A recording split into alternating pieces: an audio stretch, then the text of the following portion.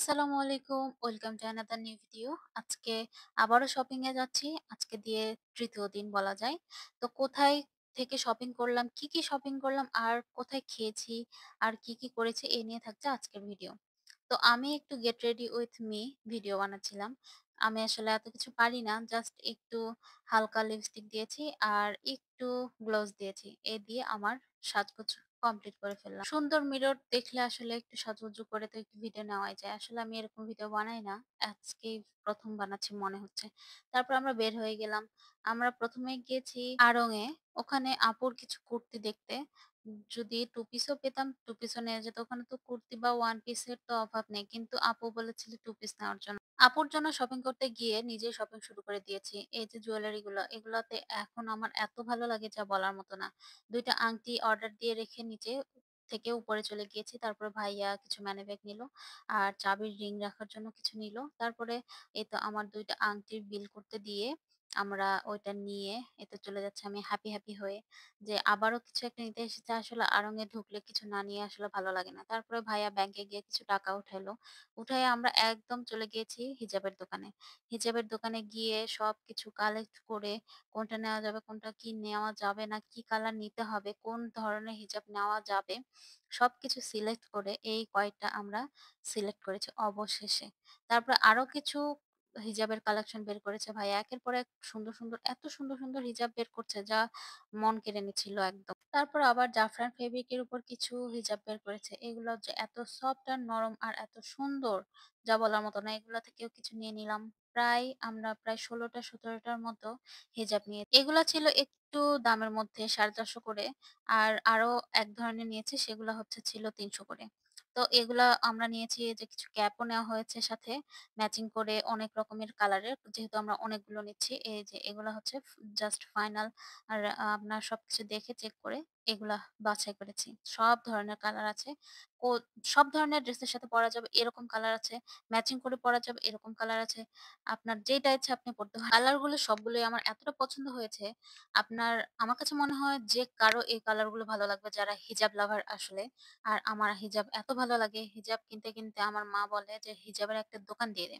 তো আমাদের এই যে ফাইনাল সবকিছু নিয়ে আমাদের প্যাকিং হয়ে গেছে, পেও করা হয়ে গিয়েছে। ৳৫,০০০ র হিজাব নিয়ে আমরা চলে গেলাম আবার 2 পিস কেনার জন্য, আপুর জন্য। তো আবার চলে গিয়েছি ওমেন্স ক্লথ এ। ওখানে গিয়ে কিছু সুতি কালেকশন আমরা নিয়েছি।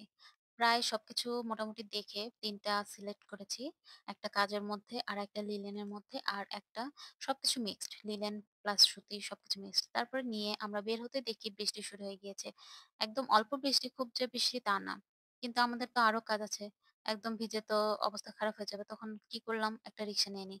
কিন্তু রিক্সায় উঠে তো আরো বিপদ বেড়ে গেল। অনেক জোরে বৃষ্টি চলে এসেছে। তারপরে রিক্শাওয়ালা মামা এক সাইডে থামিয়ে উনি চলে গেলেন দোকানের মধ্যে। আর আমি একটা পলিথিন নিয়ে রিক্সার মধ্যেই বসে থাকলাম। কেনাকাটা শেষ করে ক্ষুধা লেগে গিয়েছিল আর বাসায় গিয়ে রান্না করে খাওয়ার মতো অবস্থাও ছিল না। তো আমরা সিদ্ধান্ত নিই বাইরে খাওয়া-দাওয়া করব। তারপরে আমাদের আরো কিছু কেনাকাটা ছিল সেগুলো করব। তো ওমর প্লাজায় যাওয়ার সিদ্ধান্ত নিই। এখানে ৯ তলায় যে ফুড কর্নার গুলো আছে সেগুলা কিন্তু অনেক সুন্দর সেট মেনু পাওয়া যায়। আর অনেক খাবার পাওয়া যায় যেগুলা কিন্তু খেতে অনেক মজার।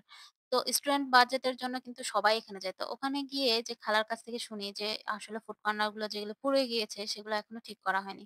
তারপর আবার সিদ্ধান্ত নিলাম যে মহিলা কলেজ যাই। অরোরাতে যাই। অরোরা 3 তে যাওয়া হয় না কখনো। তো অরোরা 3 তে যাই। ওখানে গিয়ে আমাদের খাওয়া-দাওয়াটা সেরে নেওয়া যাক। তো এই ভেবে আমরা আবার রিক্সা নিয়ে রওনা দিই। তখন অবশ্য বৃষ্টি ছিল না। তারপর অরোরা 3 তে গিয়ে শুনি যে আসলে অরোরা 3 ফাস্ট ফুড আইটেমের একটা রেস্টুরেন্ট। তো অরোরার কিন্তু ৪ টা রেস্টুরেন্ট আছে। একেকটা খাবারের জন্য একেকটা রেস্টুরেন্ট। এটা আমার জানা ছিল কিন্তু সেদিন আমি ভুলে গিয়েছিলাম। আসলে আমি এটা জানতাম না যে অরোরা 3 ফাস্ট ফুডের জন্য। তারপরে আমরা কি করব? অরোরা 2 অথবা 1 এ যাওয়ার চেষ্টা করলাম। তারপর 1 এ কখনো যাওয়া হয়নি। 2 তে গিয়েছিলাম। তো ভাবলাম 1 এ যাওয়া হোক। তো এটা একদম রাস্তার পাশে একদম একটা বাড়ির উপরে দোতলায়। তো আমি ভেবেছিলাম এটা হয়তো উপরে বাড়ির ফ্লোর হয়তো মানুষজন থাকে। কিন্তু না।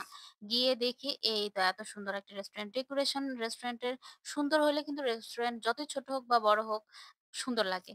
আর রেস্টুরেন্টটা কিন্তু যথেষ্ট কালারফুল ছিল। আর কালার ম্যাচিং করে ৩-৪ রকমের কালার দিয়ে ওনারা একেক সাইডে একেক রকম ডিজাইন করার চেষ্টা করেছে। আমার জিনিসটা কিন্তু বেশ ভালো লেগেছে। আর এই যে এই দৃশ্যগুলা কিন্তু খুবই ভালো লাগছিল। একদম এত সুন্দর নিখুঁত কাজ ছিল যা বলার মতো না। তারপরে আমরা মেনু দেখতে শুরু করে দিই। অরোরা ওয়ান এ যে এত সেট মেনুর আইটেম আছে আমার জানা ছিল না। এই ১ম আমি দেখলাম। আপনি কি নিবেন? মানে একেকটা সেট মেনুতে একেক রকম ডিফারেন্ট ওনারা খাবার রেখেছে, যা আপনি খেয়ে শেষ করতে পারবেন না। আপনার প্রতিদিন যদি একেকটা সেট মেনু নেন, তাও ওনাদের অনেক আইটেম দেখলাম আমি। আপনাদের সুবিধার জন্য সেট মেনুটা আমি একবার একটু দেখিয়ে দিলাম। তারপরে আমি ডেকোরেশন গুলো দেখছিলাম। আমার কাছে কিন্তু বেশ ভালো লাগছে। ছোট স্পেস হলেও ওনাদের কিন্তু কাস্টমার ছিল অনেক। তারপরে আমাদের কথা বলতে দেখুন আমাদের খাবার চলে এসেছে। দেখতে কি লোভনীয় না? আমরা কি দিয়েছিলাম চিকেন ফ্রাইড রাইস, সাথে ছিল চাইনিজ ভেজিটেবল, বারবিকিউ চিকেন, তারপরে ২ রকমের সালাদ। এই খাবারটা কিন্তু অমৃত ছিল। মাত্র ছিল ৳১২৫। এই ৳১২৫ এত কিছু আইটেম যা বলার মতো না। আমার খাওয়ার স্পিডটা দেখলে হয়তো আপনারা বুঝতে পারবেন যে আমার কতটা ভালো লেগেছে। আর আসলেও খাবারটা কিন্তু খুবই ভালো ছিল। অরোরা ট্যুর থেকে অরোরার 1 এর সেট মেনু গুলা আমার কাছে বেশি ভালো লেগেছে। অরোরা ট্যুর সেট মেনু আমি খেয়েছিলাম একটা। আমার কাছে খুব একটা ভালো লাগে নাই। তখন মনে হচ্ছিল থিম ওমর প্লাজায় যাই। কিন্তু এখন আর যাওয়ার দরকার নেই। আসলে ওখানে গিয়ে লাভও নেই। আসলে ওখানকার যে দোকানগুলো সব বন্ধ এখন। এর জন্য এই রেস্টুরেন্ট গুলাতে এই সেট মেনুর চাহিদাটা কতটা মজা লাগলে আবার ফ্রাইড রাইসটা আবার একটা অর্ডার দিই। চিন্তা করুন। এটা কিন্তু শেষই হয় নাই। কিন্তু মনে হচ্ছিল অনেক কিছু খাবো আর ক্ষুধাও লেগেছিল অনেক। তো ভাবলাম যে আরেকটা দিয়ে দিই। তো ওইটা খুব কষ্ট করেই খেতে হয়েছে। আসলে পুরাপুরি শেষও করতে পারি নাই। জাস্ট খাবারটা নষ্ট করেছি। তো এই ভুলটা আর কখনো করা যাবে না। তো আমাদের সবকিছু মিলায়ে বিল এসেছিল ৳৪২০। তারপরে আমি কিছু ডেকোরেশনের এই ভিডিওগুলো ক্লিপগুলো নিচ্ছিলাম। আমার কাছে বেশ ভালো লেগেছে। এইরকম এক সাইডে দেয়ালের এরকম ডেকোরেশন গুলো কিন্তু আমার কাছে খুব ভাল লাগে। আর এখানে ছবি তুললেও কিন্তু খুব সুন্দর ব্যাকগ্রাউন্ড চলে আসে ছবির। তো আপনাদেরকে এটা দেখাচ্ছি যে রেস্টুরেন্টের ডেকোরেশন গুলো কিন্তু ভালো আর রেস্টুরেন্টের খাবারটাও ভালো। তারপরে আমরা বের হয়ে চলে গেলাম জিরো পয়েন্টে। ওখানে আমার কিছু কাজ ছিল ভাইয়ার না। তো আমার কাজের জন্যই আসলে জিরো পয়েন্টে যাওয়া। তো সেখানে আমার কাজটা শেষ করে তারপরে ভাইয়া দেখলো একটা আতরের দোকান। তো ওখানে আতর দেখে ভাইয়া বলছে, "চলো একটু দেখি কেমন পাওয়া যায়।" তো ওখান থেকে কিছু আতর নিয়ে নিল ভাইয়া। আপাতত আমাদের শপিং এর দ্য এন্ড হয়ে গেল। আবারও করা লাগতে পারে কিন্তু আবার অনেকদিন পরে। তো যাই হোক বাসার উদ্দেশ্যে রওনা হয়ে গেলাম। তো যেতেই দেখি আগের গলিতে মেলা শুরু হয়ে গেছে। খোঁজ নিয়ে জানলাম এটা নাকি ঐতিহ্যবাহী রথের মেলা। তো আজকে বলছি রথের মেলা নিয়ে থাকছে নেক্সট ভিডিও। এ পর্যন্ত আপনারা ভালো থাকবেন, সুস্থ থাকবেন। আর আমার ভিডিও যদি ভালো লেগে থাকে, এরকম লং ভিডিও যদি আপনাদের ভালো লেগে থাকে, তাহলে অবশ্যই কমেন্টে জানাবেন। আল্লাহ হাফেজ সবাইকে। Thank you for watching.